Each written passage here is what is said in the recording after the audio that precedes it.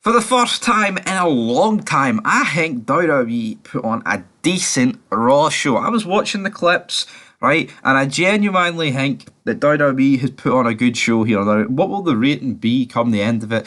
I think the highest WWE rating that I have gave out, and I mean, unless it's old stuff, it gets higher than this, but I think it's a 4, and that's probably in the last good number of years, man, honestly, and that's been mainly to NXT. But tonight, last night, Monday Night Raw, 17th of April 2023, I think it delivered. And I think it delivered to a decent enough level. But we did kick off the show and we had the joining of the forces, the Judgement Day and the Bloodline. And I actually thought this was a good segment. Now, does it, well, I mean, I was going to say, does it feel like a Poundland version of the Ministry and the Corporation joining? Kinda, in a way. It's completely different because this isn't really like them joining. It's kind of just like they're agreeing to work with each other against the forces that they're against. So basically, the Judgment Day are going to deal with like Riddle and Zayn and Owens, while the Bloodline are going to deal with the LWO and Rey Mysterio. So Solo Sikoa is going to take on Rey Mysterio. That was your opening match, but like during this segment, we had some couple of good lines. I mean, they're kind of just putting a lot of like seeds in place about Roman Reigns really doesn't trust the Usos now, and that Solo Sikoa knew it was going to happen the day this whole agreement, but the Usos didn't, because Jey Uso grabbed the mic and he's like, "What's going on here, Paul? We weren't made aware of this." And he's like, well, it's alright though, because your wee brother was made aware of this. Your wee brother, Solo Sikoa. But I mean, big guy Solo Sikoa. And you know what? They've booked him really good. We've buried Triple H, right, on this channel a lot, and people can bury Vince. We've buried Vince too, but when they do something right, I'll give them credit. And I feel like Solo Sikoa has been done unbelievably well. Because in NXT, it wasn't like he was, like the greatest thing since sliced bread to like protect it really, really strong. But since he's been under the main roster, like genuinely, he's been really good. He has been really good. But essentially, guys, these two have joined forces. We got a couple of backstage segments throughout the night, but we'll get to them when we get to them. But we do have Solo Sikoa taking on Rey Mysterio, and you know what? This was actually a good match. Rey Mysterio, of course, trying to win this match, going for the 619, but the Usos come out, and we see the LWO. So I don't know, like we've kind of got like 4 factions here at WWE, all kind of going for like the same piece of tarmac. I don't know why I kind of did like a Fast and Furious reference there, but doesn't really matter. But Solo Sikoa eventually wins with the Samoan Spike. The LWO can't really do an awful lot here. Let's be real, right? You've got the LWO, but it's just a bunch of jobbers apart from Rey Mysterio. Like, I like Santos Escobar, right?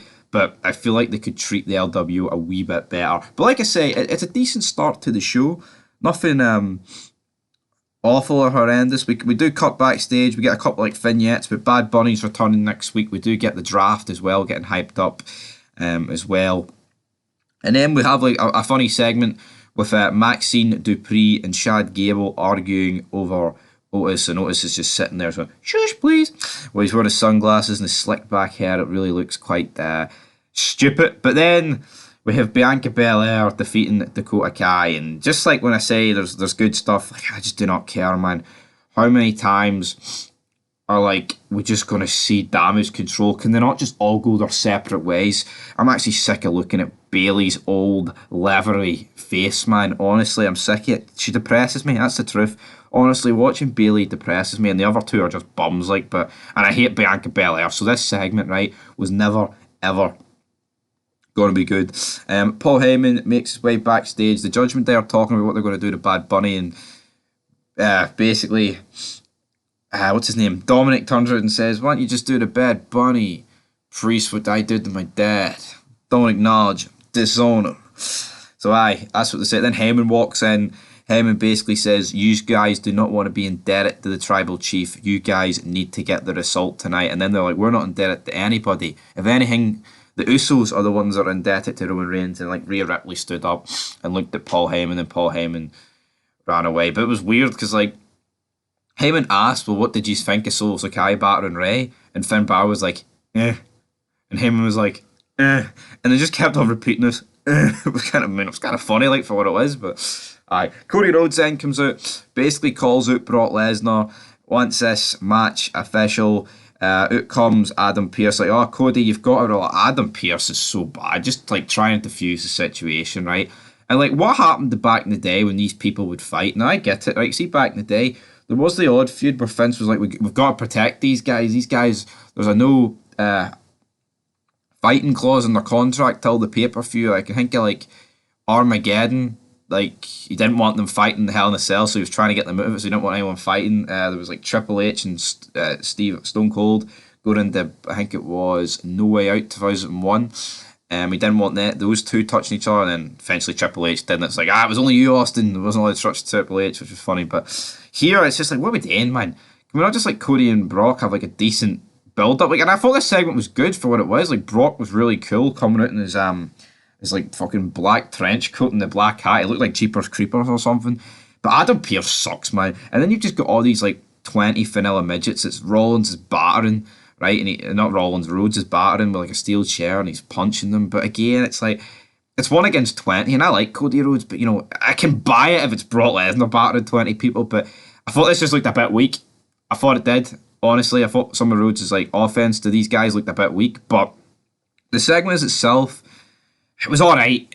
I feel like it did the job. I mean, you're advertising Brock Lesnar, and that's all we're getting of Brock Lesnar. So yeah, this segment I thought was alright in some parts, but bad in others. So it probably adds nothing to the rating, but Brock Lesnar's attire was pretty good. But again, like, what is the gimmick with Adam Pearce coming out, man? He thinks he is somebody, man. In reality, he just, he sucks big time. He really does suck. And he's just not very good. We then have a match. This is actually a good match between The Miz and Seth Rollins. Seth Rollins does defeat The Miz because, I mean, who's honestly gonna expect The Miz to defeat Seth Rollins? But we did have The Miz attacking Rollins before the match. Miz battering Rollins. I mean, of course, he attacked his knees, working the leg here. He was using the figure four, but the figure four never beat anyone with Ric Flair, so sure, not going to beat anyone with The Miz. But eventually, the stomp to The Miz ends the match. But you know what? It was actually a decent match, and I enjoyed it. It was alright. But again, like, The Miz has been treated like an absolute jobber for like seems like 2 years now since he won the belt and lost it. And then like you've got the Rollins who's just like, he actually felt good last year. Like, see, like, I know maybe not last year, but he had the feud with Edge. He then had the match against Reigns, and then he had the feud with Rhodes. But ever since then, it's probably because in all those matches he lost, so he just looks really weak. That's probably what it is. That's probably actually, I probably hit the fucking nail on the head. But we then cut backstage. We got Sami Zayn, Kevin Owens, and Matt Riddle discussing strategy. Basically, Riddle says, "Right, guys, you got to trust me. How about Solo Sikoa has a spike? How about I have the big toe where I can hit them with my big toe with my kicks?" And then he's like, "I'm only joking, guys. I'm only joking, but we're going to defeat them tonight." I thought this was actually funny, but I don't know. Well, it was funny for Riddle, but I feel like for Zayn and Owens, it's cringy and so forth. See, when Owens is a face and he's trying to like put this funny element in, I don't know. It comes across as so scripted and forced to me. Yeah, honestly, it does. We then have like a highlight package of Trish Stratus beating up Becky Lynch last week, but I'm not going to complain looking at Trish Stratus, so we had that. We then have Austin Theory against Bobby Lashley. An even enough match here. Bobby Lashley, you know, is the almighty challenge, so to speak. But Theory is about to be beat here. But guess what? Bang! Bronson Reed comes out big, fat, flabby. Bronson Reed comes out, he starts battering Bobby Lashley, hits the splash on him, he smashes him against the ring post, and not that way.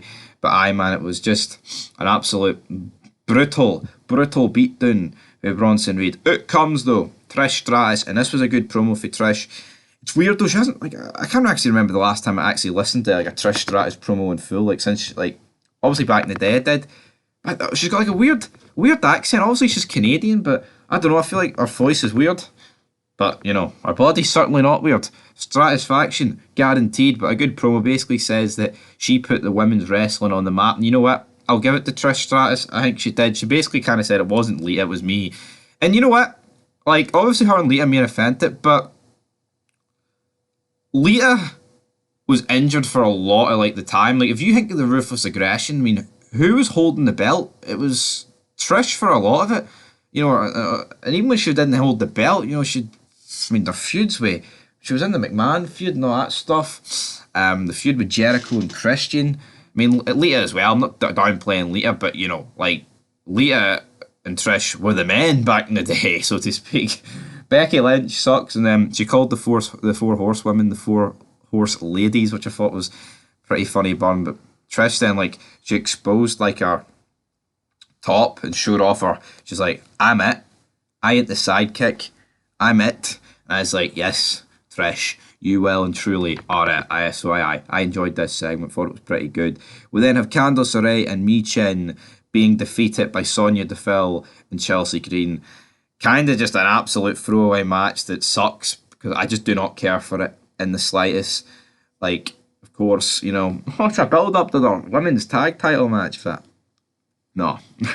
The women's tag titles should be abolished, and I can't remember who came out and said this. I think it was actually Corey Graves that came out and said this, that it should be abolished, like, but it really should be. But we have backstage, we've got Elias, the Street Profits, Boogs, and I think that was it. Basically just talking about the draft and, what can we do, man? The possibilities are endless. No, they're really not endless, mate. They suck for all you guys. See Elias, he needs released. I mean, of course, we're doing that video, 50 people who need release, and everyone in this segment could pretty much be released. We have Damage Control backstage saying they're still confident that Bianca Belair can be defeated. But will she be defeated? Who knows? We also had Liv Morgan and Raquel Rodriguez backstage saying that they're waterproof and we are brilliant. But we did have Kevin Owens, Sami Zayn, Matt Riddle against the Judgment Day, right?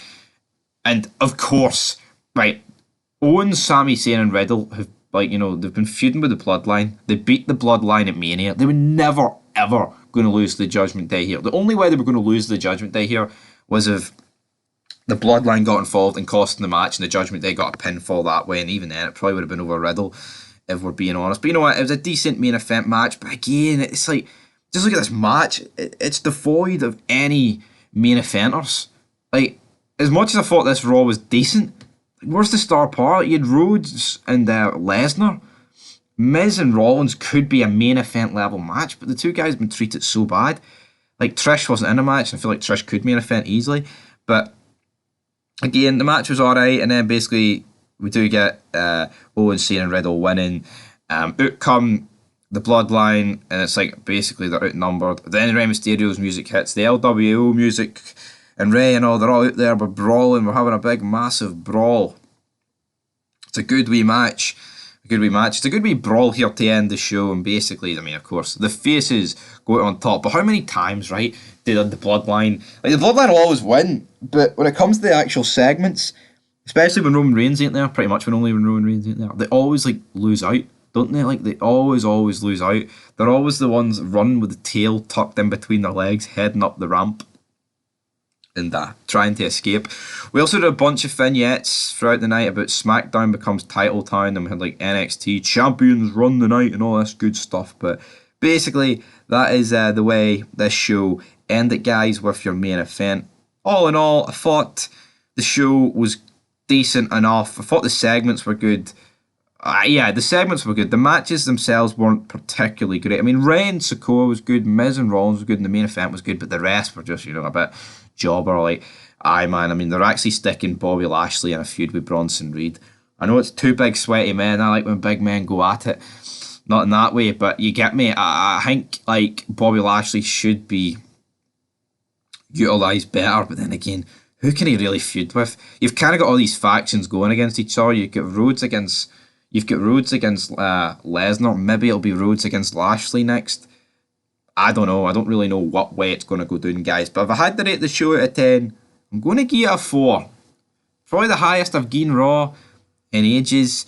But you know what? It's getting a 4. And it's a decent enough start to the week, considering we had that SmackDown there on Friday that was absolutely horrendous. But it is what it is, and we move on. But next up is NXT, which is tonight. Probably it might get reviewed tonight. I don't know. Might be tomorrow. But make sure you check out all the other content on the channel. We've got a load of wrestling feds coming because it is the Foul Wrestling Machine. Gaming content, all that good stuff. But until next time, peace.